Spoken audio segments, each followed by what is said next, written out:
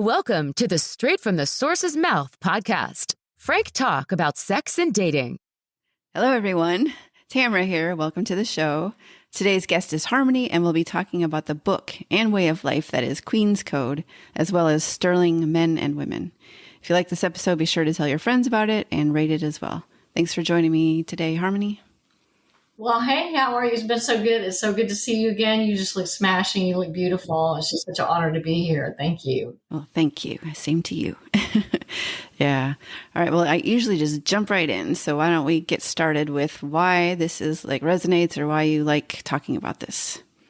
So Queen's Code for me, this is where I really started about 10 years ago. Queen's Code by Alison Armstrong. I cannot take any credit for her work, and she's just amazing. She comes out of Landmark, which I'm sure you've talked a lot about Landmark before. So it's just amazing what comes out of there. And she's really committed to relationships that work and talking about it from a female perspective. Like there's tons of books out there. Oh, how to please a woman, what do women want, blah, blah, all this stuff. But there's nothing for us to talk about men. Like, where's our manual for men? Where's the conversation about what do men want and how they are? And I really started reading Queen's Code. My husband heard her, Alison Armstrong, on a podcast and was really fired up. And of course, my first thought was, who is this woman to get my husband? You know what I mean? Like, yeah. Competitive or jealous, just like, wait a minute, So I kind of went into it very pessimistic, and I read her book and just was totally excited. I'm like, I wish I had this, from the beginning of our relationship. And really what Queen's Code has done is just really helped me to have a relationship with my husband that I've always wanted. I get to be there for my husband. I get to be, the wind beneath his wings. And that happens because it's a different way of treating him. And as you and I have talked about before, I just stopped really treating him like my big hairy girlfriend and started treating him like a man. And that's what really Queen's Code is all about, is really recognizing how we really end up as women treating our husbands like girls. And we expect them to act like women. We expect them to respond like women. And not just women, but the perfect woman, right? And so Alison Armstrong really talks about the perfect woman and how we do that to ourselves, and then just this progression of reading that and then going on to Sterling, where they take it a little bit deeper. It's like, why am I treating myself like I have to be the perfect woman and expecting my husband to be the perfect woman because of lack of self-acceptance, right? And learning how to have that self-acceptance and love, approve, and appreciate myself such that I'm not needy or desperate for that from my husband, right? And so it's all these conversations that really are there to empower us to be these really strong goddesses that just show up in life that are just glowing and enrolling and registering my husband on a daily basis to love and adore me. And it's fun. It's totally fun, right? So it's just been fantastic. It's got all these little tips and tricks in there, how to listen, how to love, how to be. And it's like the more of a woman that I am, the more of a man that he is. Yeah. I like it. I like that you emphasize that part because it's a benefit for men to know of this, if there's issues for them with their woman, but it's also not like women being demeaned and the man's in charge. The more you react to a man as a man, the more caring and providing they are for you. So a lot of younger women see this as trying to be like old school where the man's in charge of everything. And I try to explain that it's not like that at all. And how would you explain that differently? So what's funny is that they all want the man to provide, right? They want him to bring home the bacon, but they don't want to be the woman that is there accepting the bacon, right? Isn't that an interesting oxymoron? And so it's like, we're not allowing your husband to be your provider and your protector actually encourages him to be a strong masculine figure. But yet on the other hand, we're taught to be afraid of that, even from a young age. And Sterling was really good about teaching this and really kind of driving this home. I didn't get it until they really said it. It's like, we're taught men are bad.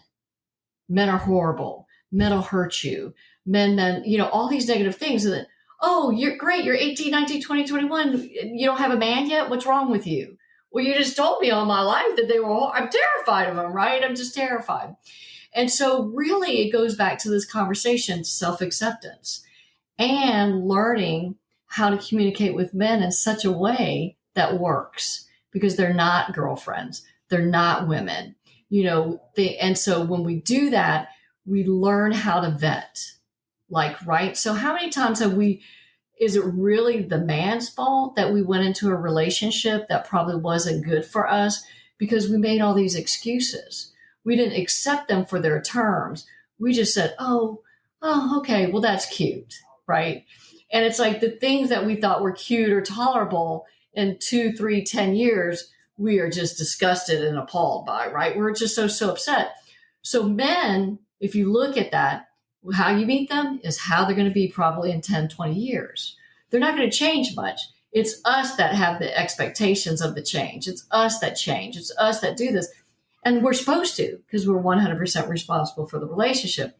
That's our job, right? And we'll talk about that in a minute because women get really upset about that. Oh, it's supposed to be 50-50. No, it's not. It's our job to be 100% to manage the relationship. And so going back to vetting, we get to learn how to vet by our self-acceptance and self-love. So my husband, for example, is very adventurous. He's very playful. He's very, extreme sports. And at first I just thought that was just so exciting and thrilling. And then I went through this period called menopause where I didn't think that was so exciting and thrilling anymore, right? And I had to remember that's what I really loved about him. And, there was kind of a little bit of like, maybe we shouldn't do that. Maybe, kind of trying to change him. And I really got, hey, he's still like that 22 years later, right? I'm the one going through menopause. And so it's really recognizing who men are and what we're attracted to. Everybody's different, of course, right? Some people might not find that exciting. I do, right? And coming to terms with that and going, these are his terms. And can I live with that? But only through us believing and having our women's groups and having these conversations like you and I have had and with our other groups where we talk as women amongst each other and we get to talk like women. We don't have to talk to a different way. We can have 5 conversations happening at the same time. We can have 20 questions on the table and in an hour we'll probably resolve all those, right? With a man, that's not how it works. And women, if they really look at how do they communicate with their men, they can see coming at them with a barrage of attitude or a barrage of questions or a litany of chores and to-dos. I haven't found that to particularly work. How about you? Yeah, definitely. And they do emphasize that, like, we are used, and then my thing is interrupting. So they're starting to answer a question. They're taking longer than it takes in my mind, because we think they should be able to answer quickly. So I interrupt and then they have to rethink or restart their thought. And then it takes even longer. And that's definitely one of the things I bring up. I did want to mention too, when you said that we think they're like women and we think like they're like women. And then we also get mad at them for being like the wrong kind of woman, So I want to just emphasize that it's our expectation that they should be like us. And when they're not like us, we get mad at them. I think that's a big takeaway as well. Oh, it's huge. It's huge. And once you get that, your man is a man and I'm a woman, and just accept that there's different roles, there's different ways of being, it really kind of cleans up a lot, right? And at the end of the day, if we emasculate our men, we castrate our men, they become weaker and weaker. And no good woman wants a weak man. But like Alison Armstrong talks about, are you a frog farmer? Are you frog farming? And it's interesting. I can share this with you. I just discovered another way that I was castrating my husband.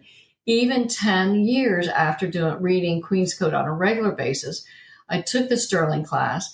And part of what they really talked about was that you have to believe 100% in your husband. I'm like,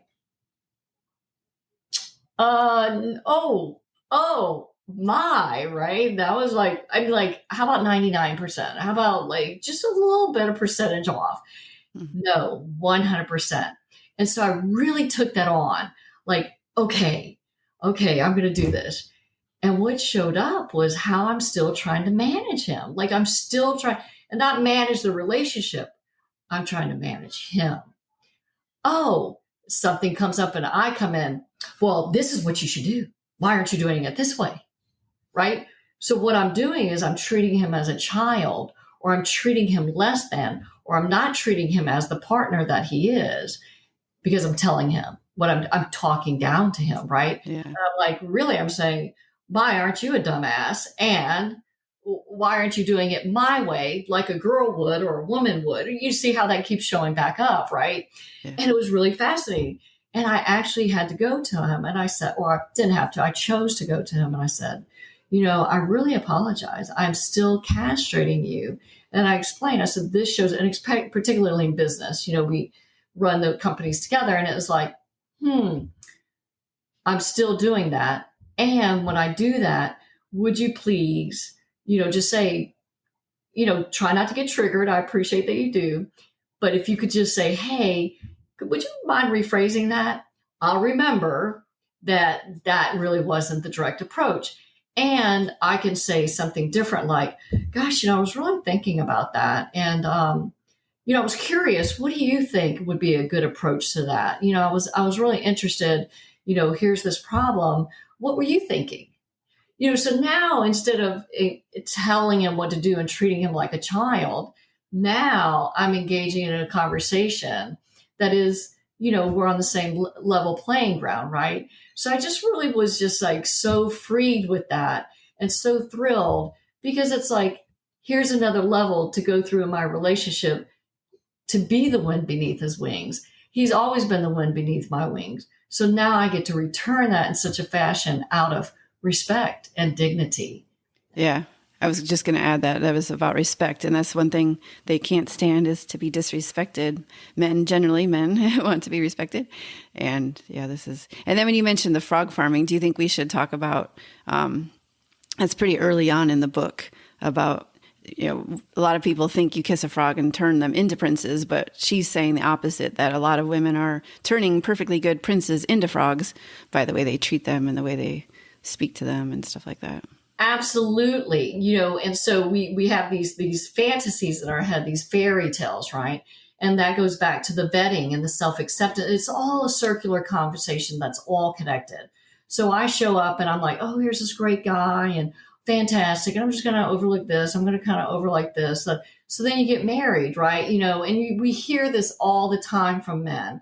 Well, when we were dating, she was so much fun, and she let me go and hang out with my guys. And, it was just like this great relationship. And now I can't do anything, right? I can't do anything right. I can't have my own life. I can't hang out with my boys. Or my men, something like that. Everybody's different, of course. And then the woman nags and she's upset. And it's like, we have to remember they don't have the communication skills like we do. And we said to them, we're like, what about this? Why don't you do this? Let's talk about that. Da-da. Well, they're extremely single focused, as you know. And I really discovered through the Sterling class why they're single focused. I kind of was like, I got it. You know what I mean? But I didn't understand why.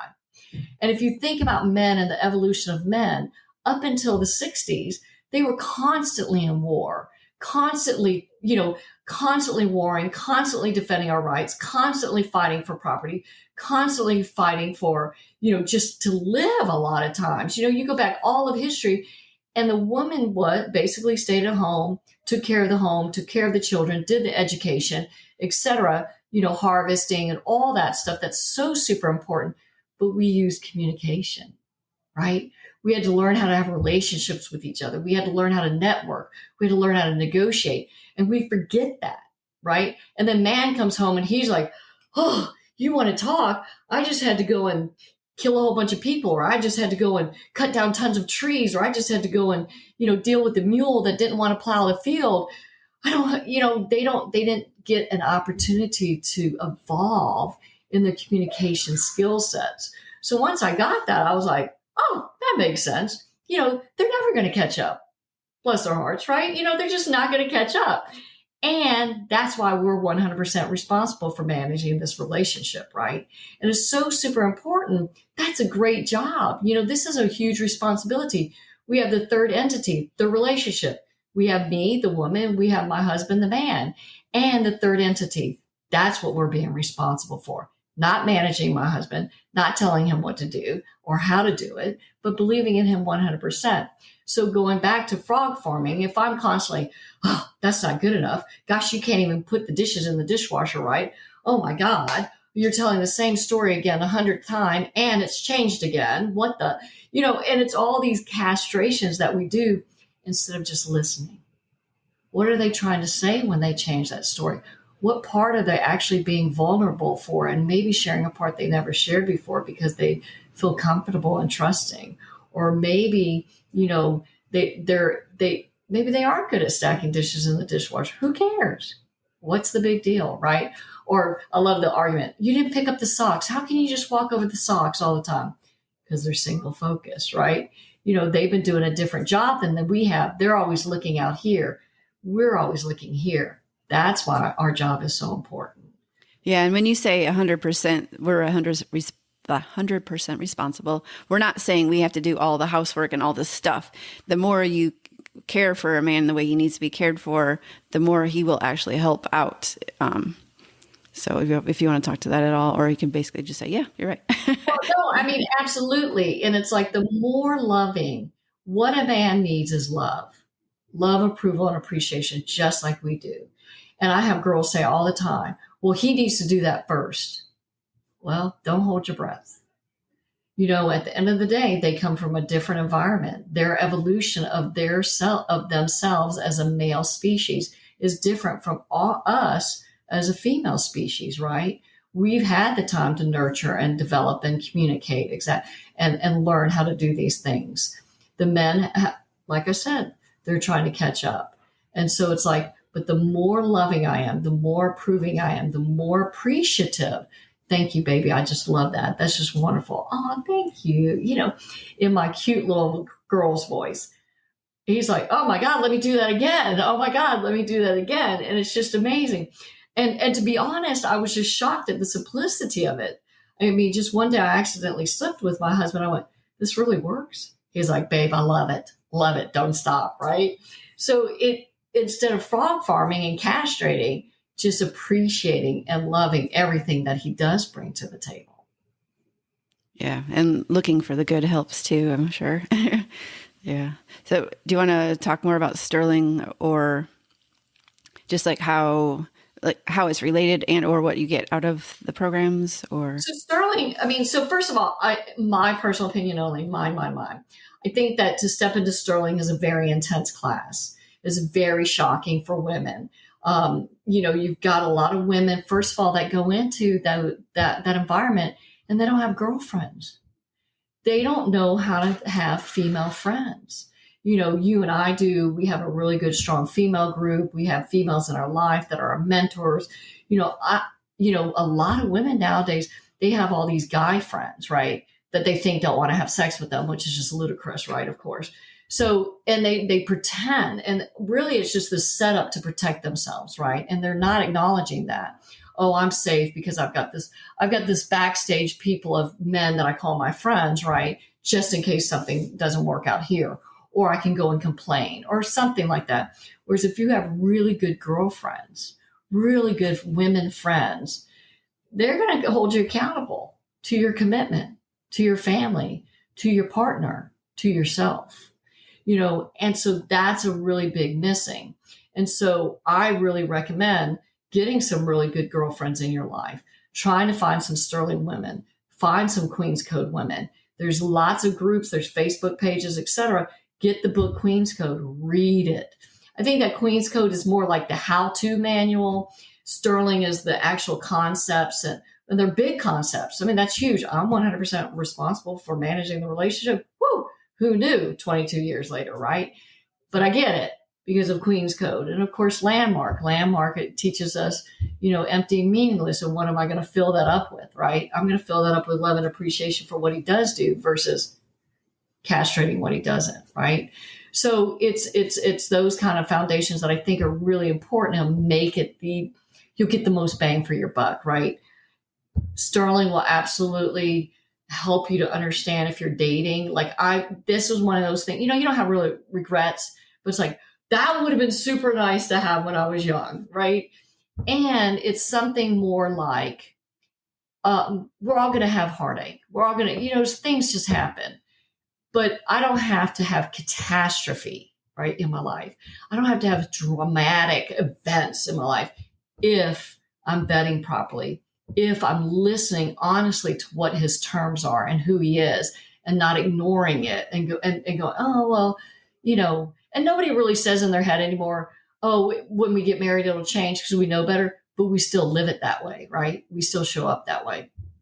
Whereas Sterling provides you with the big, deeper concepts that I think are critical to a loving and fulfilling relationship. Whereas Queen's Code kind of gives you, okay, I have to count to 30 while I'm waiting for him to answer the first question, right? I wouldn't have known that. And I have counted, a lot. I'm like, okay. And it works, right? Whereas Sterling is more esoteric sometimes, or more, what are the concepts that rule or dominate a loving and fulfilling, successful relationship? But once again, I still go back to the best thing out of Sterling is the women's group, is the women. And the classes afterwards where you meet on a weekly basis and hold each other accountable. What am I going to work on? Believing in my husband 100%. My group holds me accountable. And that, sometimes I just add that extra flair that helps it. Oh, I might not want to, but I don't want to go back to class next week and be like, yeah, I didn't do that, right? And so it's really nice.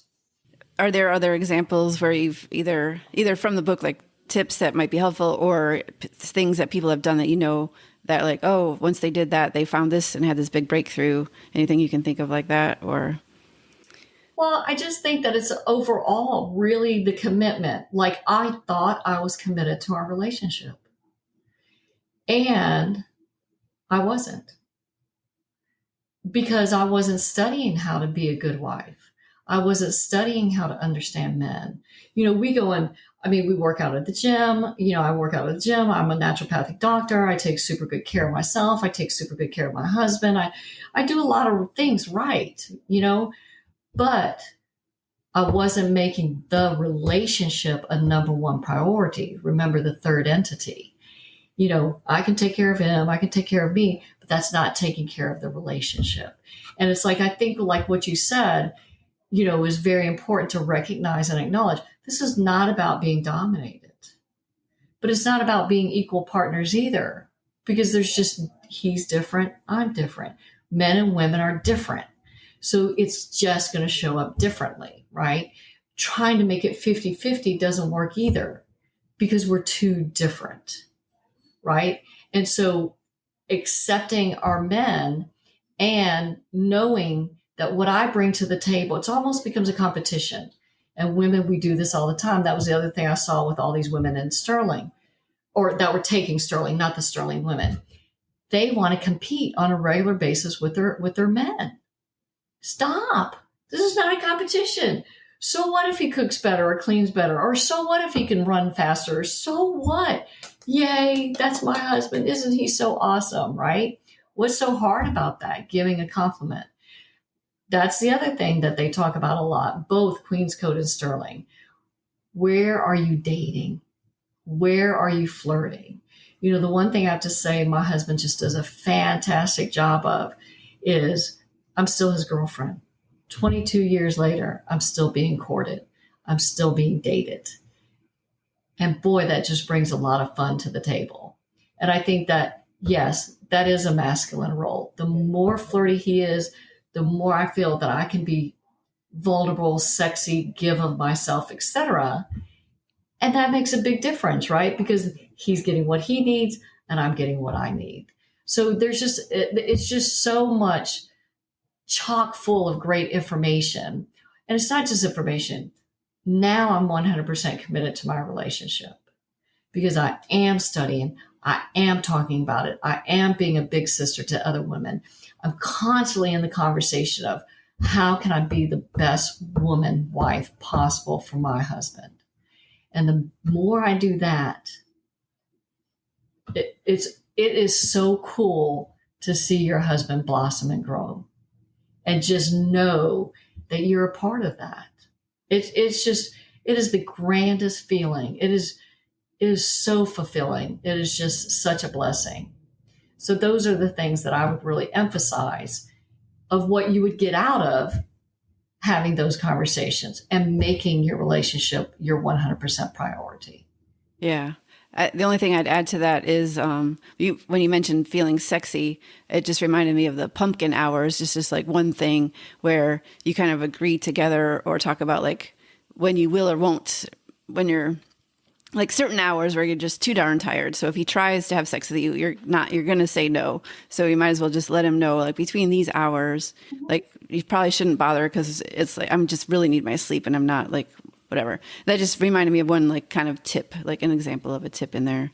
And it goes. Pumpkin hours very important for both. Your husband comes home, if you're a mom that stays at home or a wife that stays at home, and you're stuck at home all day with X amount of kids. I get it. You're like blah blah blah blah blah blah. He needs pumpkin hour. He's got to transition, and vice versa. The wife comes home or whatever it is. You need that pumpkin hour. And yes, there is a fine line that I would like to just put on the table. There is a fine line between, hey, babe, I'm super tired. Now's not the time, or something like that. Like in the Queen's Code book, Friday night didn't work for her, right? For the main character. Saturday night was much better because she had time during Saturday to take a bath, to nourish herself, to work out, to do what she needed to do to feel sexy, right? On the flip side, there's that fine line. Women that use sex to control and manipulate, that's the worst thing you can do. And sometimes there is times that we will have to have sex for the relationship. And it's important to know that you're not doing it for him. You're doing it for the relationship. And that's where the 100% commitment comes in. That's not, I want to be very clear. We always have the right to say no, but not to use that as a tool against our men. That's horrible. Yeah. Yeah. And it definitely talks a lot about that. And I know that can be an issue in couples, that's like kind of the first thing to go when there starts to be issues. So yeah, I definitely recommend the book. And we are getting close to the time where we can either have like parting comments, or you can, I don't know if you want to be reachable or if it's more like we just want to get this word out and you are just the messenger and don't need to be like contacted, whatever you want to say about that. No, fantastic. I am always open to have conversations with women. And so that is really my commitment to the world, that women have loving and fulfilling relationships. My website is www.myheelshop.com. My contact information is there. If somebody wants to, reach out, send me an email, and we'll figure something out time-wise. But I do believe that the more loving and fulfilling relationships we have in the world, that it will be a much better place for all of us. So yes, thank you. Thank you for all you do, Tamara, and your commitment as well to the world. Well, thank you very much. And I know I obviously just gave you the opportunity to share about how to reach you. Do you want to have last parting comments, or was that kind of the parting comment as well? No, that was it. So okay. Just here for anyone that really is committed 100% to their relationship. That's the kind of woman I want to stand behind. Yeah. And I will say the book is fairly short, and I think it's a really fun story. Like some people, it might start, like just give it a chance, like read the first chapter. If you don't really know what's going on, just keep going and it'll become pretty clear. And at the end of each chapter, there's definitely tips and things that will just really help you understand men. And that website is queenscode.com, queenscode.com, super easy. And it is a super easy read. It's fun. And the other Sterling Institute is sterling-institute.com. They have a women's weekend coming up in, I think, October. So if anyone needs a big sister, reach out to me. And I guess that's all we got. We're perfectly on time, aren't we, Tamara? Yes. All right. Well, thank you for that. Yeah. Super, super great book. And you definitely learn a lot, as I already said once. But once again, this will be a great episode. So I hope you got a lot out of it. If you did, make sure to tell your friends about it and look up the different sites we talked about in the book and reach out to Harmony if you're interested. And thank you very much for being on as well. All right. Thank you. All righty. Ciao. Bye. Thanks, everyone. Frank Talk, Sex and Dating educates.